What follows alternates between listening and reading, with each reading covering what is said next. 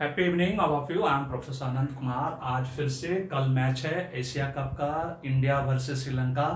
लेकिन सबसे पहले आप लोग को बता दें, कल का मैच इंडिया पाकिस्तान के बीच जो कल हुआ 4 तारीख को, फैंटास्टिक मैच, ऑसम मैच, और मेरा हैट्रिक कह सकते हैं कि मेरा ऑनलाइन प्रेडिक्शन सही हुआ। आप कहेंगे कि इंडिया तो हार गई। बिल्कुल, जीता हुआ मैच को कोई हार जाता है, बहुत पुराना डायलॉग है, उसको बाजीगर कहा जाता है, शाहरुख खान कहा करते थे। और ये मैच जब कल रात को 12 बजे के बाद मैंने अपना मोबाइल स्विच ऑफ किया, फिर से जब रिसर्च करना शुरू किया, ऑब्जर्व करना शुरू किया, तो मुझे समझ में आ गया कि ये मैच तो 12वां ओवर जब इंडिया खेल रही थी उसी वक्त से वो फिक्स हो गया। और दोनों टॉप बॉसेस जो दोनों कंट्री के हैं, और ये बहुत ही अच्छा हुआ इंडिया के लिए भी, पाकिस्तान के लिए भी। कैसे अच्छा हुआ? क्योंकि अब फाइनल में इंडिया पाकिस्तान फिर से भिड़ेगा, वो मैच ज़्यादा रोमांचक होगा।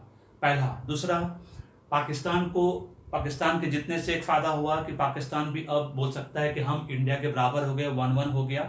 अब बड़ा ही इमोशनली इस मैच को जिताया गया, 6 बॉल पे 6 रन, सो दैट कि जो लास्ट बॉल में जाकर जो जीता है पाकिस्तान 5 विकेट से, वो दोनों कंट्री के लोगों को, जनता के इमोशंस को, फीलिंग्स को ध्यान में रखते हुए ये मैच जीता गया कि किसी भी जनता को, किसी भी कंट्री के, देश के जनता को हर्ट नहीं होगा। कल इंडिया हारने के बाद भी कोई हर्ट नहीं हुआ, क्योंकि जीता हुआ मैच है ना। जब कोई हारता है तो हर्ट नहीं होता है आदमी, वो भी सिर्फ 1 रन से या 2 रन से, इस तरह से, क्योंकि बॉल तो सिर्फ 2 ही बचा था।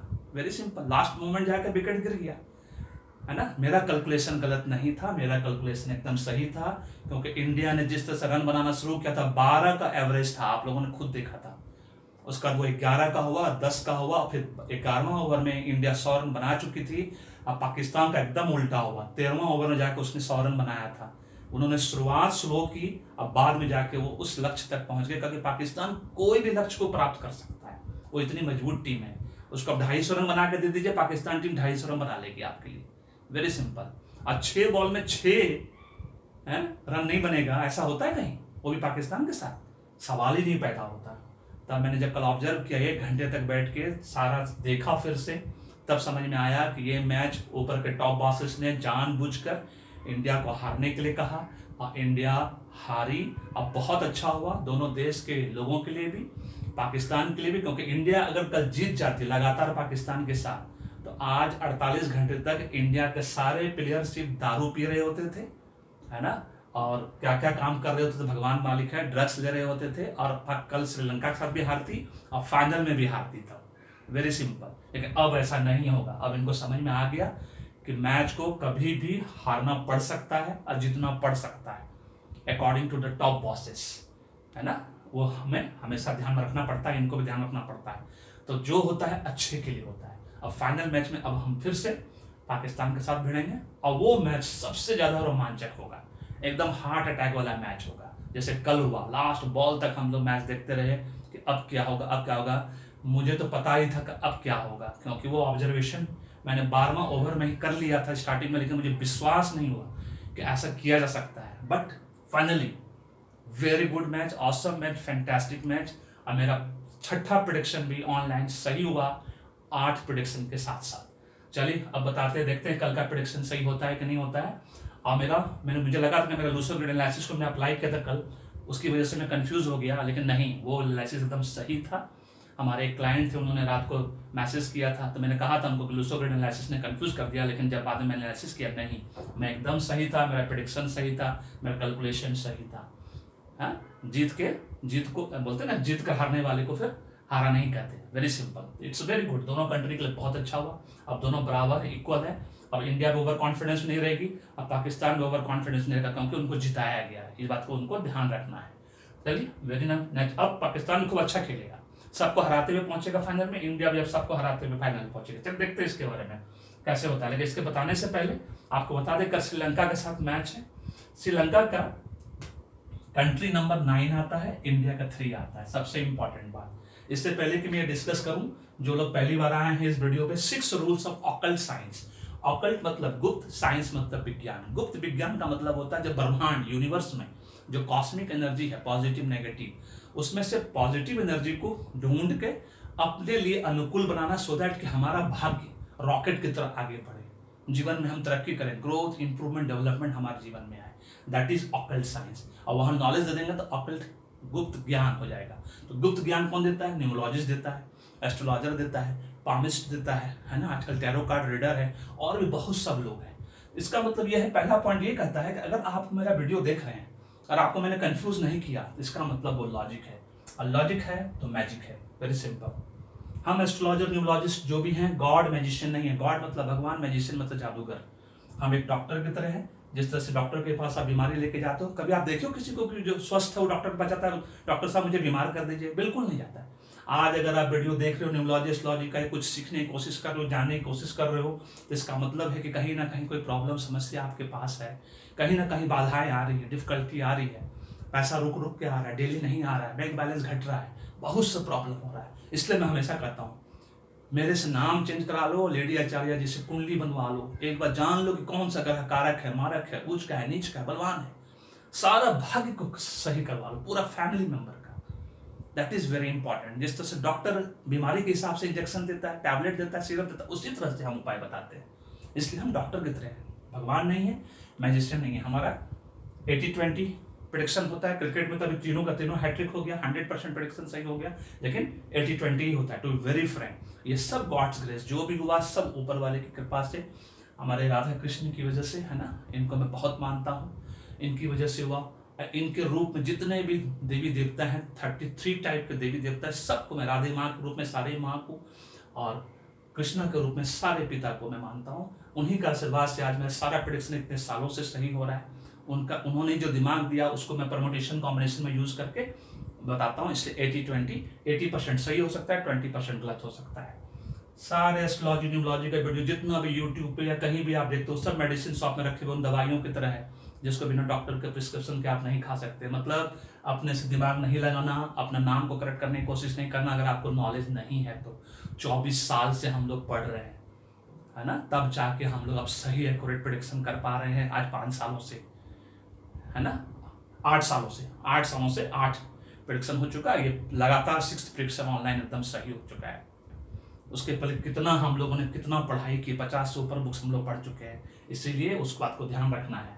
पीजीडी न्यूमरोलॉजी मैंने अपना कोर्स शुरू किया है, पोस्ट ग्रेजुएट डिप्लोमा न्यूमरोलॉजी। जिसको भी न्यूमरोलॉजी का सीखना है, basic level, intermediate level, advance level, जो कि अभी मैं बता रहा हूँ, ऐसा प्रेडिक्टिव न्यूमरोलॉजी, मेरे वेबसाइट पे जाओ, एबीपी यूनिवर्सिटी पे जाओ, वहाँ पे सारा मॉड्यूल दिया हुआ है, ध्यान से पढ़ो। इसमें कोर्स में एडमिशन ले सकते हो, वीकेंड क्लासेस मिलेगा 2 घंटे का, है ना, ऑनलाइन जूम के थ्रू, गूगल मीट के थ्रू पढ़ाई करो, 3 इंस्टॉलमेंट पेमेंट करो, नॉलेज लो। क्योंकि मैं सर्टिफिकेट डिप्लोमा नहीं दूंगा, क्योंकि आधा नॉलेज देख के ना मैं आपका जीवन बर्बाद करूंगा, ना दूसरे का जीवन बर्बाद करने दूंगा।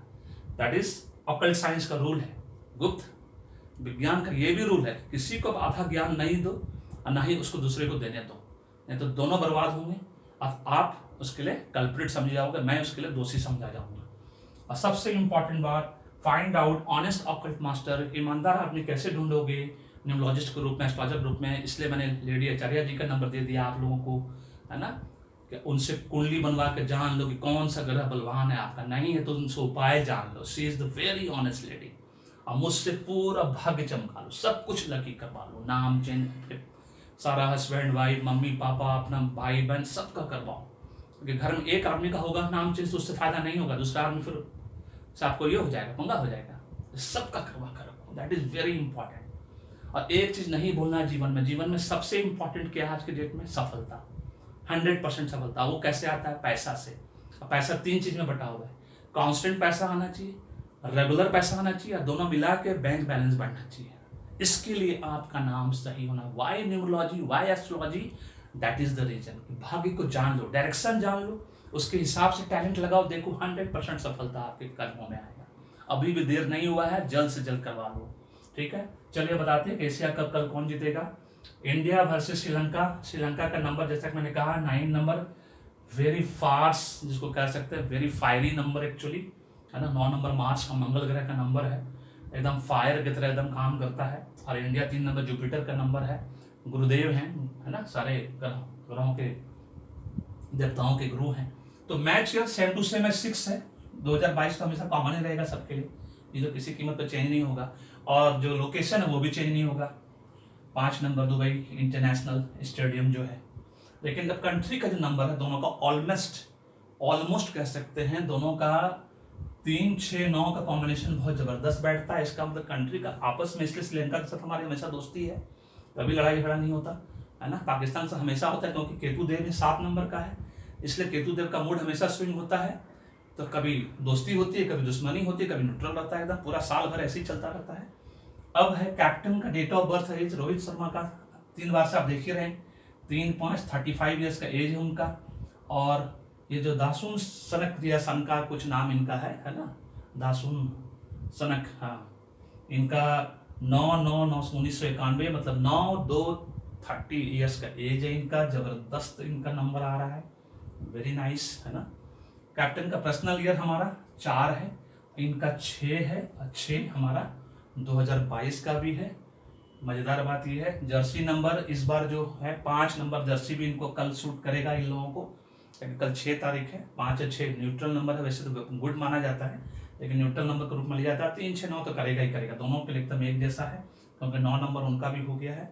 मैच डेट कल जो है 6 तारीख है और 6 ये ईयर भी है। इंडिया का मैंने सिर्फ 3 लिया है, भारत 6 नहीं लिया है, वो कंफ्यूज करने के लिए मैं नहीं लूंगा है ना, ऑलरेडी उसमें बहुत कंफ्यूजन होता है, इसलिए मैंने सिर्फ 6 लिया है।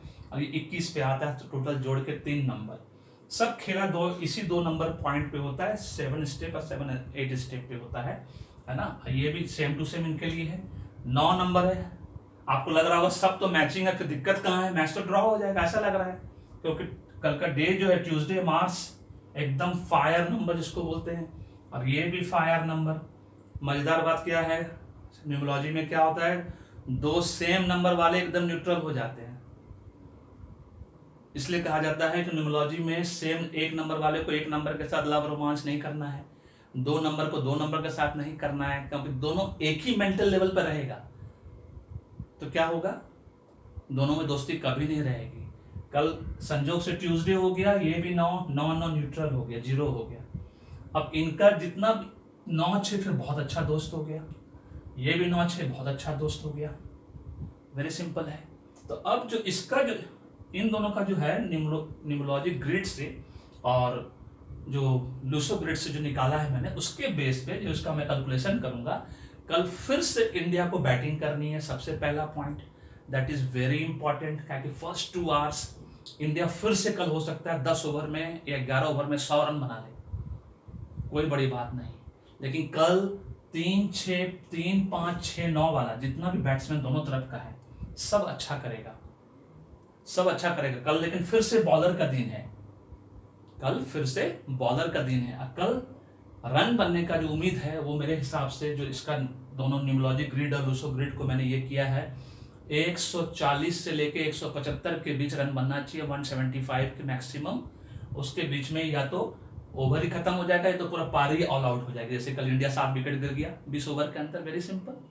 तो इंडिया को हर हालत में टॉस जीतने के बाद बैटिंग करना है, या तो फिर अगर श्रीलंका टॉस जीतती है अब वो अगर इंडिया को बैटिंग दे देता तो इंडिया को हर हालत में बैटिंग करना है, क्योंकि सेकेंड हाफ इंडिया के लिए लकी नहीं है ना। अगर इंडिया बैटिंग करती है तो खूब अच्छा रन बनाएगी, हो सकता है 175 जैसे कल 181 तक चली गई थी, हो सकता है उतना दूर तक भी पहुंच जाए। हमारा कोई 2 प्लेयर 3-6-9 वाला जो है, कोई भी 2 प्लेयर हो सकता है 50 हाफ सेंचुरी पीट दे, विराट कर सकता है, सूर्य कुमार कर सकता है, कोई और भी कर सकता है ना, दोनों तो अभी बहुत अच्छा परफॉर्म कर रहे हैं, और उधर से भी श्रीलंका की तरफ से भी ऐसा हो सकता है। लेकिन कल फिर से कोई 3 बॉलर बहुत अच्छा विकेट लेगा, बहुत अच्छा ये करेगा, लेकिन रन जो है उम्मीद है कि 140 से 175 तक बनना चाहिए।